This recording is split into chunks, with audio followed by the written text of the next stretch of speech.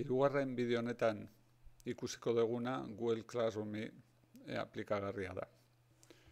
Google Classroomen informazioan beste ataletan konpartitzen ditugu zenbait dokumentu ikaslek irakurtzeko eta ikusteko.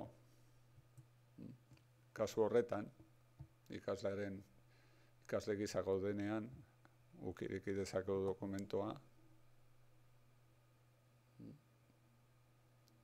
eta ikusteko soilik izan arren, nahi baldin badugu, kopia bat egin dezakegu, deskargatu dezakegu, edo inprimatu dezakegu. Batzuetan, gerta daiteke, nahiz izatea dokumentu hori inora iristea, pribazidadea dela, jabetza intelektuala dela, edo zen arrazoi, orduan zer egin dezakegu, ikus dezagun. Sortuko dugu hemen espazio berri bat, dokumentazio batekin, idatziko dugu nahi dugun guztia, eta sartuko dugu dokumentu hau, programazio izenekoa. Publikatu egingo dugu, eta momentu honetan egongo litzate gainerako guztiak bezala.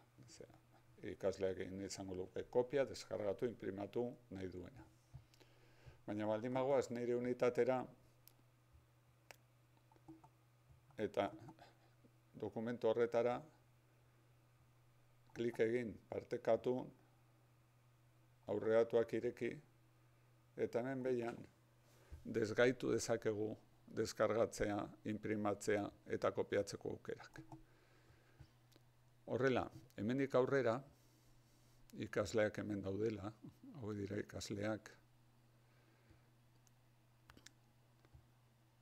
beraiek ikus dezakete, beraz ikuslea dira, eta momentu honetan desgaituta egongo da beraientzat deskarga, inprimatzea eta kopiatzeko aukerak. Nahi baldin badugu ere, mugatu genezaken dokumentu hori ikusteko izango duten denbora, iraungitzea ezarriz. Hendik, eginda, bagoaz bestera, bagoaz información sobre el curso, hemen daukagu, ireki dezakegu, eta hemen ikusten dugu, inprimailua grise, eta fitxategian ezin dela kopiarik egin, ezin da deskargatu, eta ezin da inprimatu. Hain zuzen nahi genuena.